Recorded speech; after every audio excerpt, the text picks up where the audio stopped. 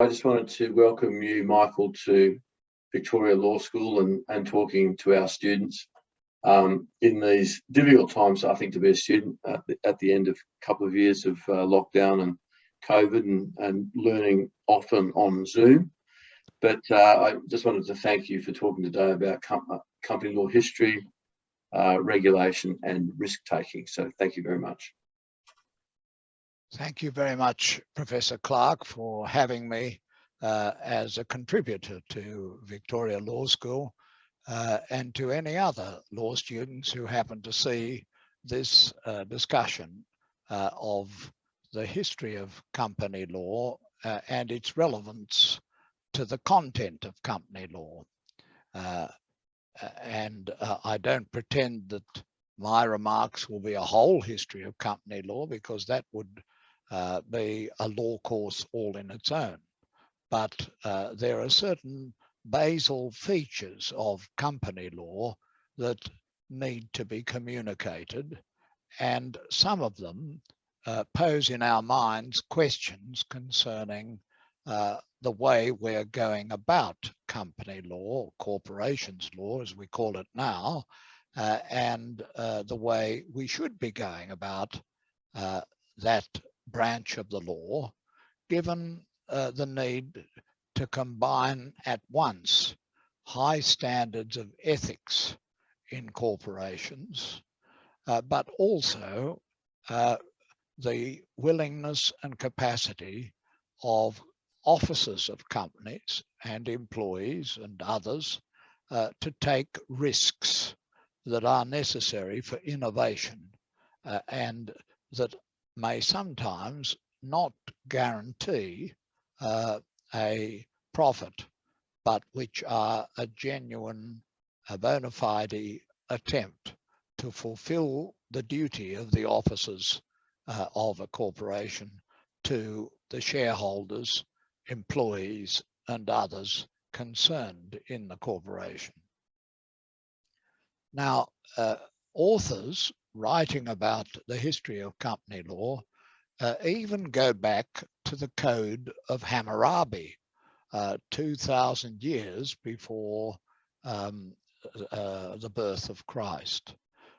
And the Hammurabi Code was later discovered, and there are provisions in the Hammurabi Code not about a company in the modern sense, but about partnership and about financial investment and the necessities of society in ancient Mesopotamia to have honesty in dealing between merchants and their customers. And the provisions in Greek law contained quite detailed obligations concerning partnership, because that is an arrangement, at least in its primary sense, which is readily understandable and is available even in a historical society of many centuries ago. It involves arrangements between two human beings or more than two human beings, and the provisions laying out the obligation of partners to each other and to the community and customers and others with whom the partnership deals is something that's been around since ancient Greek times and ancient Roman times. But the company as an institution separate from the shareholders and the employees was a completely new idea.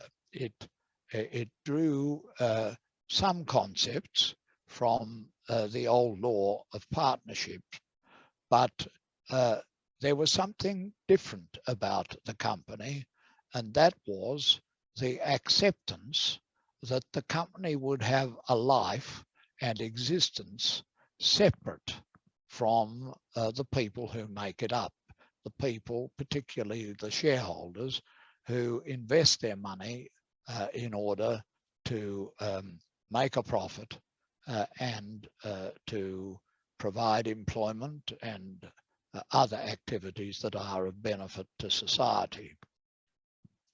It's generally considered that the joint stock companies that were founded in the 16th and 17th centuries, most especially in France, the Netherlands, and Great Britain, were the immediate predecessors of the modern company established under statutory law.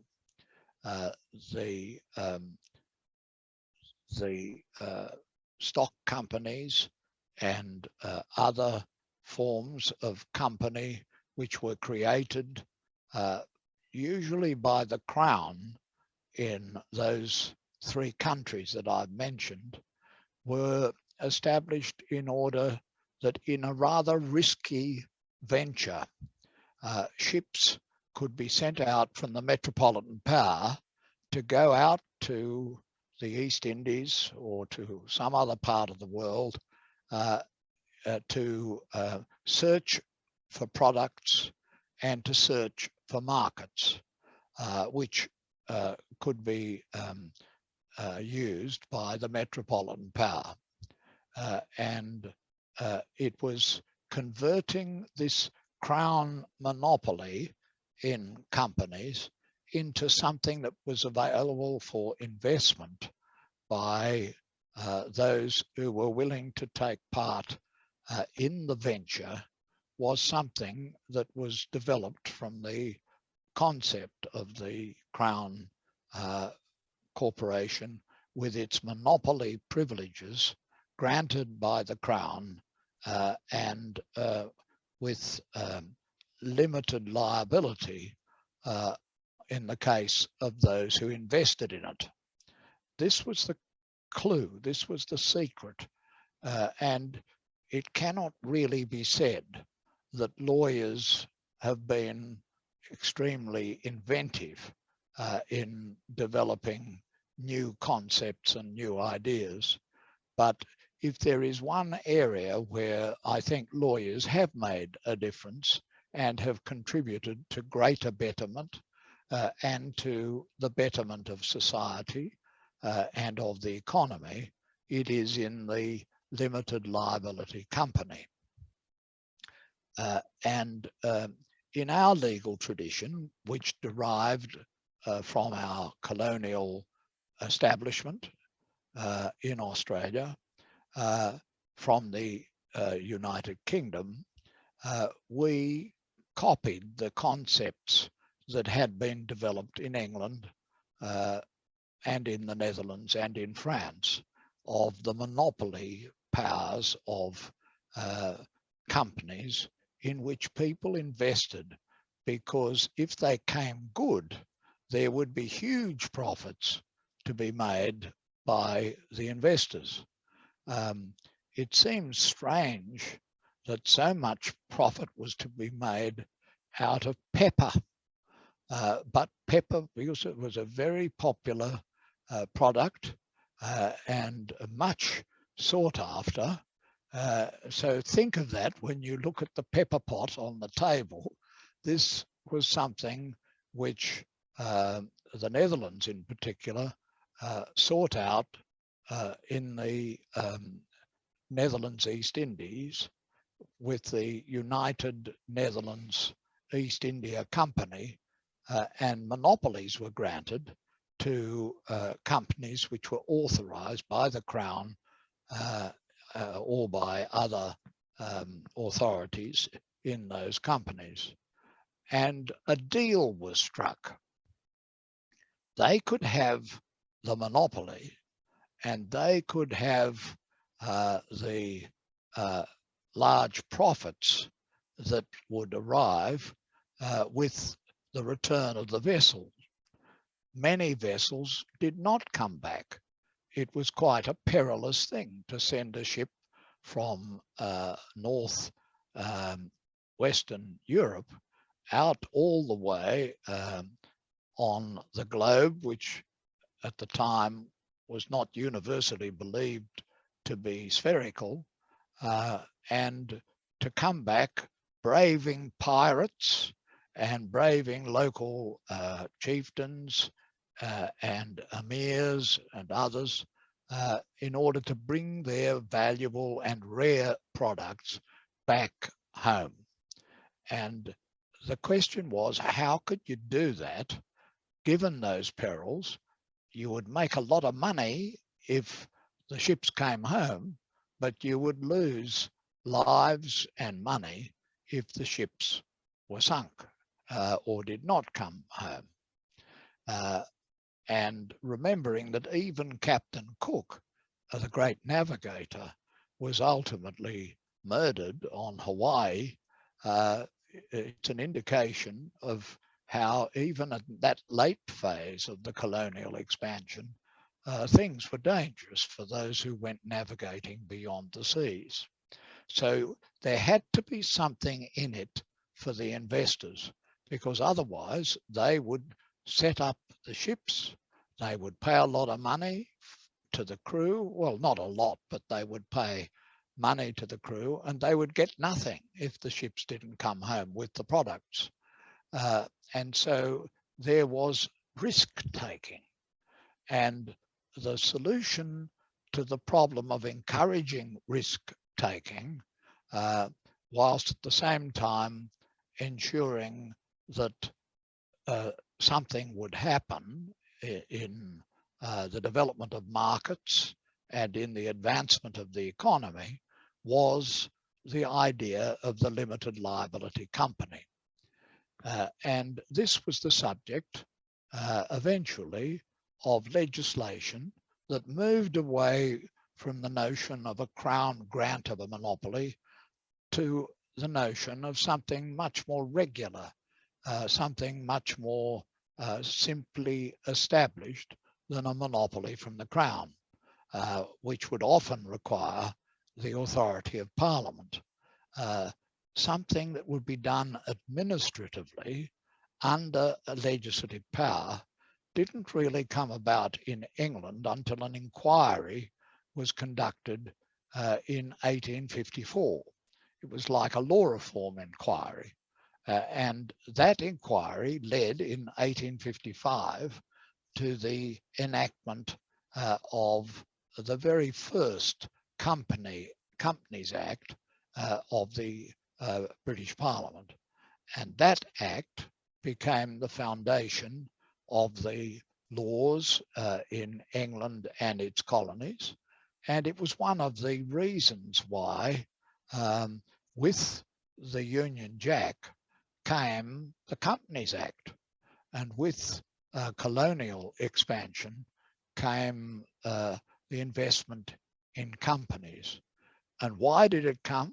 Because protection was given to the investors, that they would invest in the form of purchasing shares in the joint enterprise, but they would not be personally liable beyond their liability under the shares in the company which they held.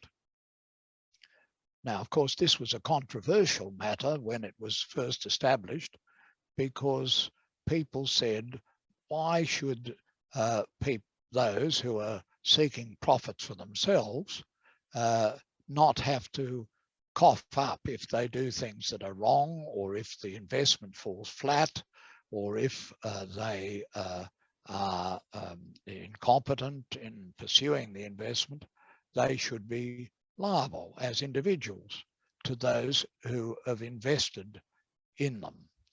But the Company Law Inquiry of 1854 in England and the Act of 1855 became the foundation of the deal that was done, by which there would be limited liability for the investors, but there would be regulation of the company which endeavoured to ensure that its officers were going to act in a trust-like relationship with the other investors, but also with the community as a whole. And in Australia, in the manner of those times, we copied the Companies Act of Great Britain. And basically that act was the foundation of our law and remained the foundation of our law right into the last decades of the 20th century. When I started the study of law at the University of Sydney, we were taught company law by a very gifted professor, Professor Ross Parsons. He was not only gifted in company law, but he also taught taxation law in an endeavour to prevent accountants taking over taxation altogether and to protect lawyers for their role in company law. But here in my hand now is the Companies Act of 1936.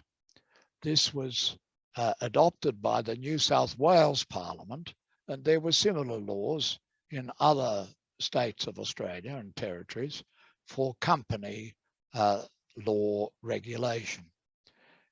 The law was taught to us by Ross Parsons.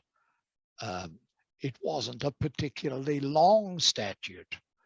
In fact, the total length of the Companies Act of 1936 in this edition, brought up to date to 1957 in the Consolidated Statutes of New South Wales, which I still have, was only 200 pages and only 380 sections.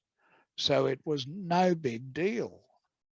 You could get the main thrust of it, the grand concepts of company law, in a couple of days by reading the statute very carefully and then looking at some of the major cases in Australia and England, because we could look to the English cases because our Companies Act was so similar to the company statute in England and basically very similar to the 1855 Act.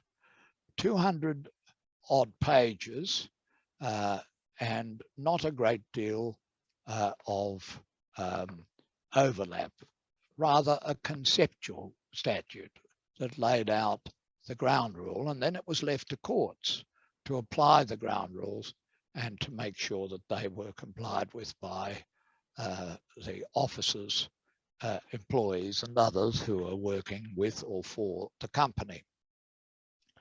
Nowadays, the Corporations Act is a very different beast.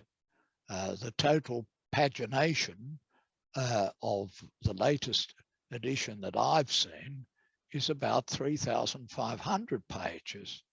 It's a very big and very detailed statute. And it was made after the High Court of Australia declared in New South Wales against the Commonwealth that it could be made, subject to some limitations, by the federal parliament.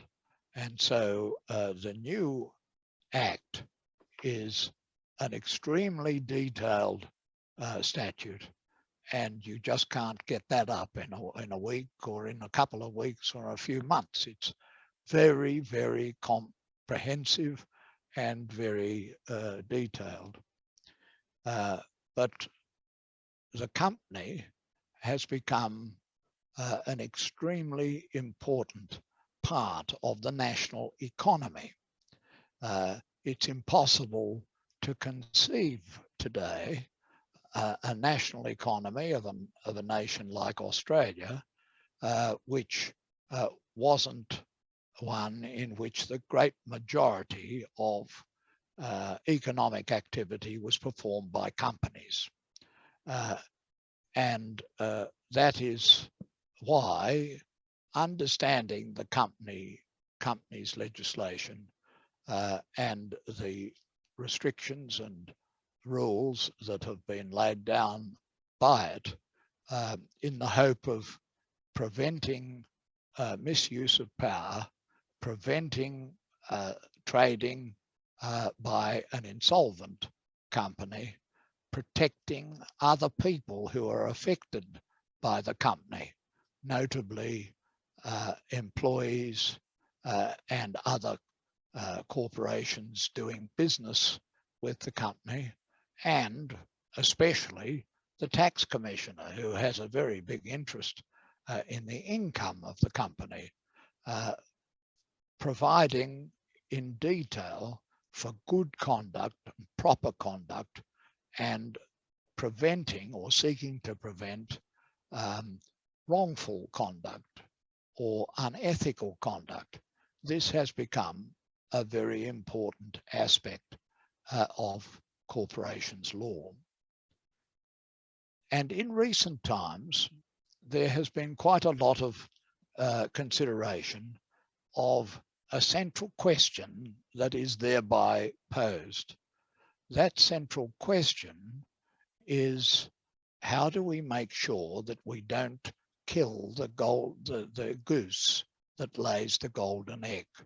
How do we make sure that we don't destroy the capacity and inclination of company officers to take risks?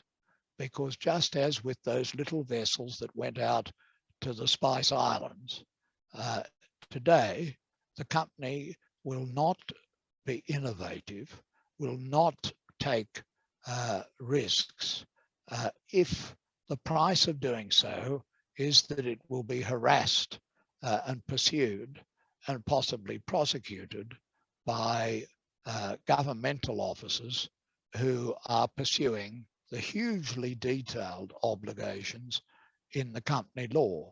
Perhaps the company directors and officers or employees will not have known about the particular provision of the law, or perhaps they will have forgotten about it because there's so much law in 3,500 pages, or they will not have appropriate officials and experts sitting at the table of the company telling them what they can and cannot do. This is the fundamental problem that is now facing all countries because of notorious cases in which corporations have let down their investors, but more importantly, have let down the society, the other competitors, the tax commissioner, and others who are dependent on the corporation. And this is the quandary that is presented by company law today. It's the quandary that led to 2 royal commissions in Australia in recent times. One, a royal commission presided over by Justice J.D. Hayden, then previous Justice of the High Court of Australia, and another royal commission, which was even more specific, presided over by Justice Kenneth Hayne. And Justice Kenneth Hayne wrote an extremely important and detailed analysis with a great deal of empirical information about the company and its modern regulation. This work of Justice Hayne led to the Hayne report, which was addressed to banks and non-bank financial institutions or enterprises.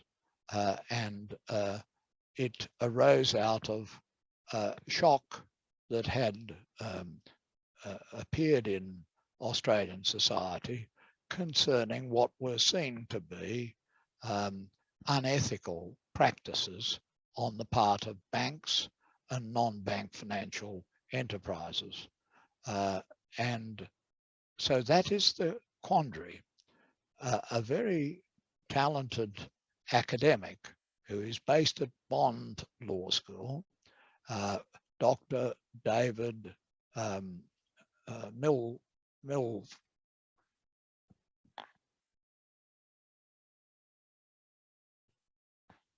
Dr. David Milford has given a close analysis to the impact that the huge bulk of corporation law has had on corporations.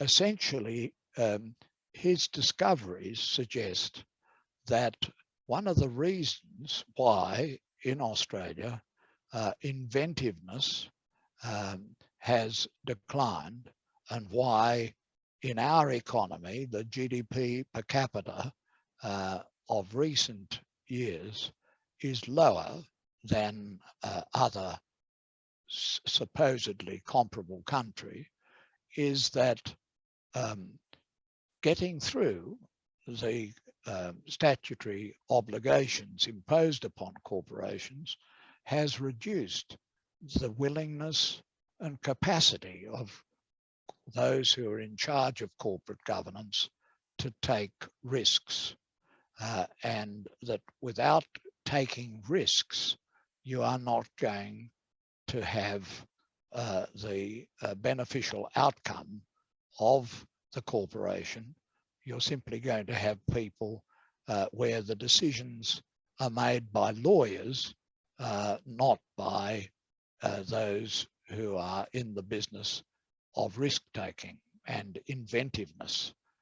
With inventiveness comes a need for risk-taking, and with risk-taking comes the risk of improper risk-taking. And improper risk-taking can sometimes be fraudulent and sometimes be so grossly unwise that it ought to have been obvious to a company director and company officials.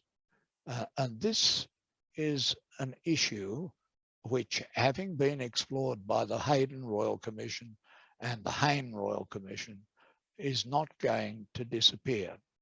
The Australian Law Reform Commission, which I had the honour to chair back in the 1970s and 80s, has been undertaking a study for the purpose of ensuring for a more simple and more conceptual statement of company law.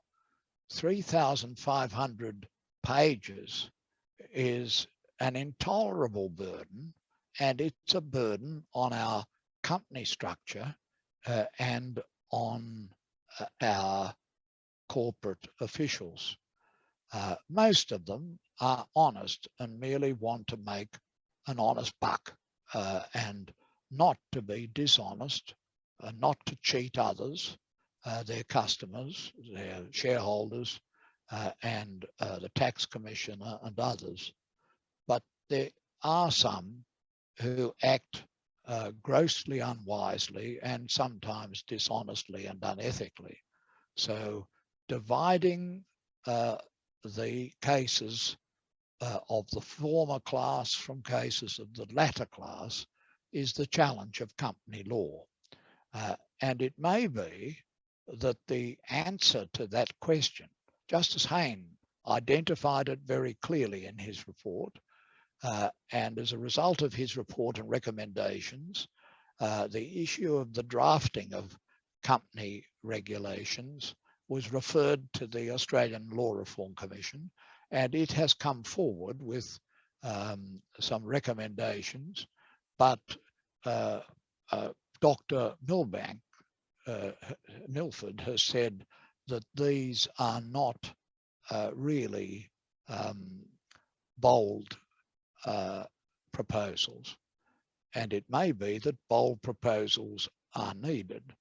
And perhaps the answer to the obligation that was imposed on the Law Reform Commission is to go back to the conceptual drafting of the 1936 Companies Act and to try to get back not to solving every problem, nor to identifying every improper conduct, nor to impose obligations that will throw cold water on any attempt by company officers to take the risks that will bring the vessel of entrepreneurship and investment back into harbour. The challenge, therefore, is how to have the corporation, with its brilliant inventive idea in our legal system, a body separate from the investors and separate from the customers, the employees, the tax commissioner and others, but still obliged to act ethically, but not with a burden that will unreasonably diminish the risk-taking of the corporation. In short, not to kill the goose that lays the golden egg.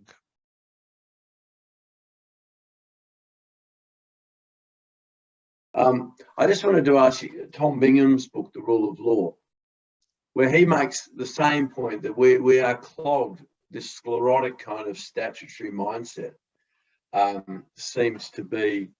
So the question I wanted to ask was, Australia, where we have a real tendency to legislate and over-legislate, and as you say, we have principles, but then we clog that up with process and all sorts of micro rules. But the UK seems to suffer from the same condition. So is it almost a 20th century condition? We now in the 21st century need to somehow get back that grand project of what the law should be.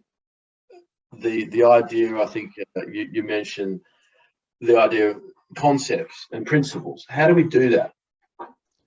Well, hopefully that's something where bodies like the Law Reform Commission could play a part. The Australian Law Reform Commission in my day had, I think there were 11 commissioners and people of the greatest distinctions, as Elman Cowan, Sir Maurice Byers, and others were part-time commissioners. The full-time commissioners were people of great ability. That is still the case with the ALRC, but it is now a tiny shadow of its former self. I think there's only one full-time commissioner, Justice Derrington of the Federal Court, but it lacks the resources, it lacks champions in Parliament. This is not a party political criticism. Both major party groupings, the coalition on the one hand and the Labor Party on the other, have been rather indifferent to the value, needs, and economic advantages of an effective law reform body. So I think there is some merit in criticism that I've read of the work of the ALRC on regulation, that it's been basically more of the same. And what is needed is something that is brave and bold and much simpler. Of course, that will have people screaming in the corridors of power. How can you possibly drop the obligation of company directors in this or that situation? But the point that Justice Hayne made in his report was that to the extent that we over-legislate and that we have a very prescriptive and detailed legislation, you diminish the willingness of corporate personnel to take the risks that are necessary for an inventive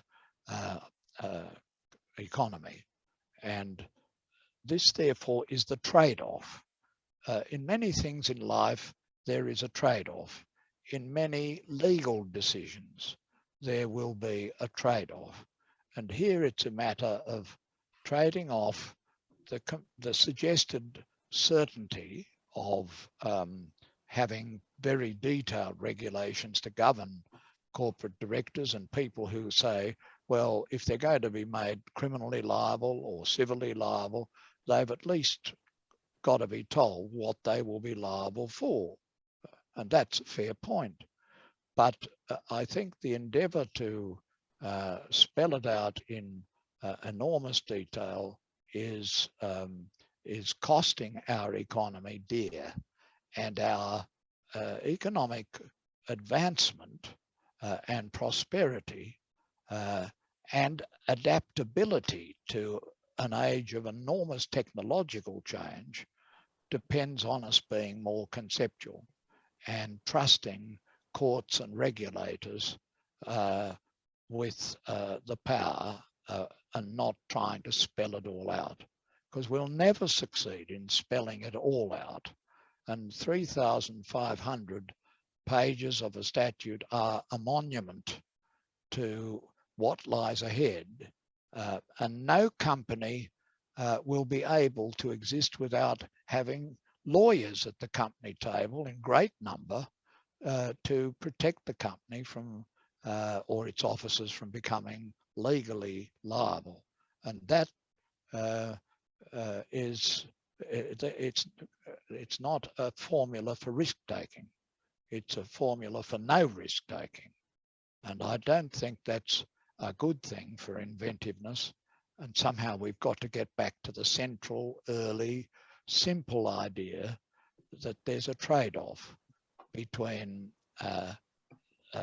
protecting the people who invest in the company, the shareholders mainly, and protecting the capacity of this strange legal invention to take risks, but not crazy risks and not unethical risks. So that's the formula, and I think it could be done. It shouldn't be beyond the wit of man and of statutory drafters, but it has eluded us in Australia, as both the Hayden Royal Commission and the Hayne Royal Commission have said. Well, Michael, on behalf of the students at Victoria Law School and the College of Law and Justice, I just wanted to say thank you so much. It was a wonderfully clear and interesting historical overview of company law and that balance you were talking about. And I think it sets also some very nice law reform questions in mind, which is an important part, I think, of being a student, of being engaged in curious study. So again, on behalf of everyone associated with today, thank you so much. Thank you very much, Andrew.